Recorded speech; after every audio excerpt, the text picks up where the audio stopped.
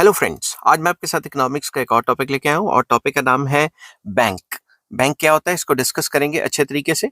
और शुरू करने से पहले बता दूं कि चैप्टर का नाम भी है बैंक और इस चैप्टर के सारे लिंक्स आपको इस वीडियो की डिस्क्रिप्शन में मिल जाएंगे। चलिए शुरू करते हैं कि बैंक होता क्या है।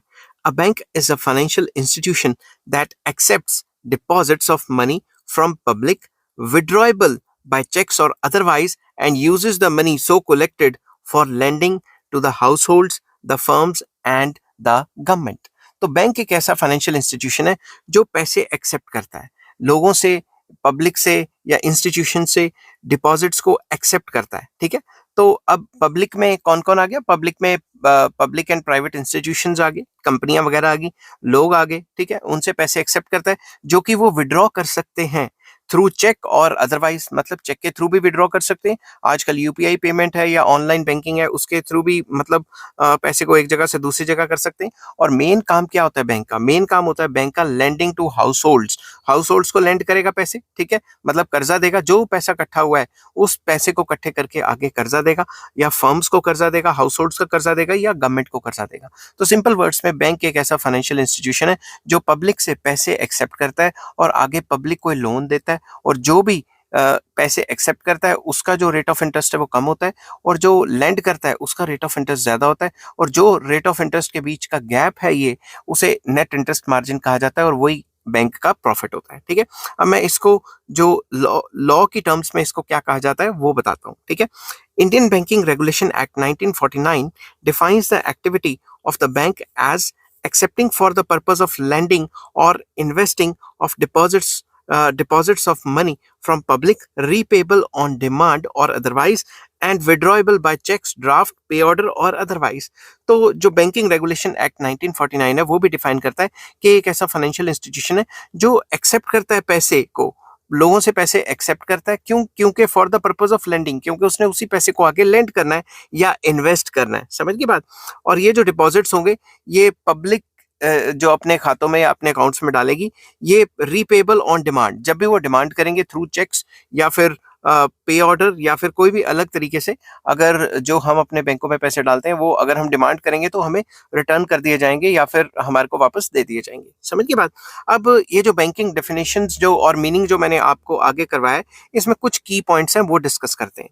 It is important to note three important points in this definition of commercial banks. तो ये जो कमर्शियल बैंक या बैंक है इसके अंदर तीन मेन पॉइंट्स हैं जो काफी इंपॉर्टेंट है, वो आपको पता होने चाहिए। सबसे पहला, the essential function of a bank is that it accepts deposits from the public. सबसे पहला मेन फंक्शन बैंक का क्या है कि बैंक लोगों से, पब्लिक से पैसे एक्सेप्ट करेगा। समझ की बात? तो एक्सेप्टिंग डिपॉजिट सबसे मेन प्राइमरी फंक्शन हो गया। ठीक है, banks accept deposits from the public at large. जो बैंक है वो किससे पैसे जो है एक्सेप्ट करता है? जितने भी डिपॉजिट्स हैं लोग बैंकों में जमा कराने जाते हैं उनसे, पब्लिक से ही। अब पब्लिक में जरूरी नहीं कि आम इंसान ही आ गया, आम इंसान के साथ साथ कंपनीज भी आ जाती हैं, चाहे प्राइवेट हो चाहे पब्लिक हो। समझ की बात?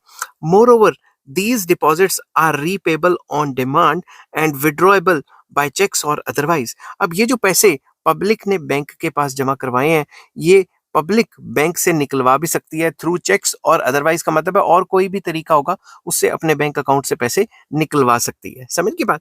सेकंड पॉइंट या सेकंड एसेंशियल फंक्शन आ जाता है।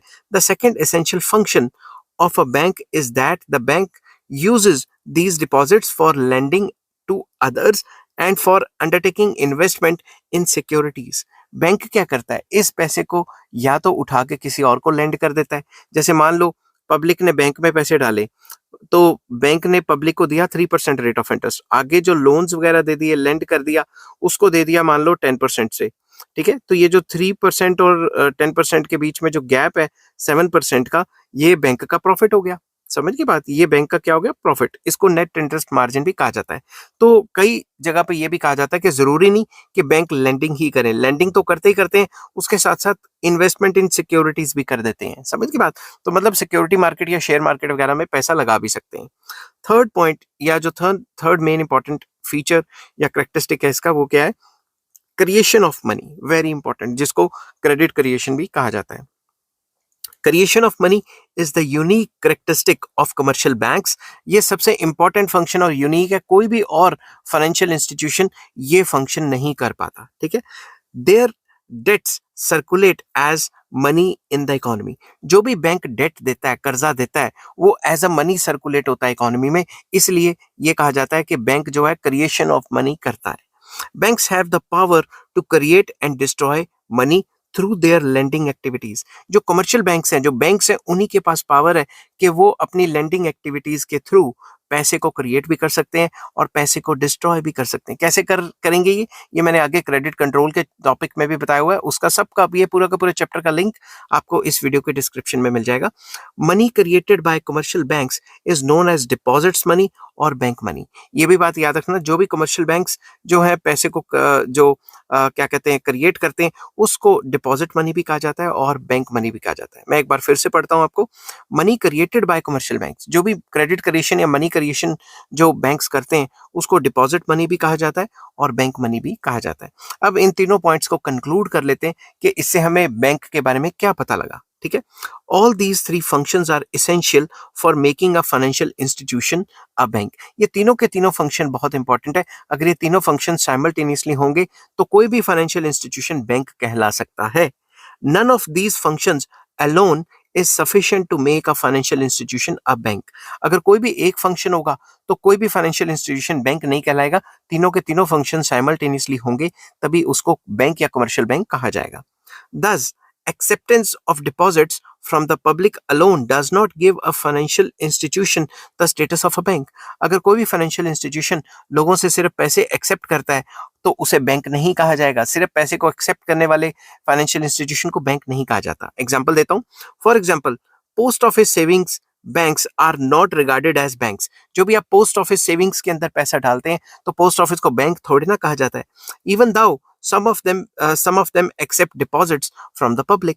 तो जो पोस्ट ऑफिस हैं वो कुछ पैसा पब्लिक से ले लेते हैं और डिपॉजिट करते हैं, एक्सेप्ट करते हैं, मगर फिर भी हम जो पोस्ट ऑफिस में आप सेविंग अकाउंट या सेविंग बैंक्स करते हो उसको पोस्ट ऑफिस सेविंग बैंक्स कहा जाता है इकोनॉमिक्स के टर्म्स में। ठीक है, तो उसमें पोस्ट ऑफिस में जो भी आपने पैसा जमा कराया तो पोस्ट ऑफिस को कमर्शियल बैंक या बैंक नहीं कहा जाता। ठीक है, this is because they do not perform the other essential function of a bank that of lending to others.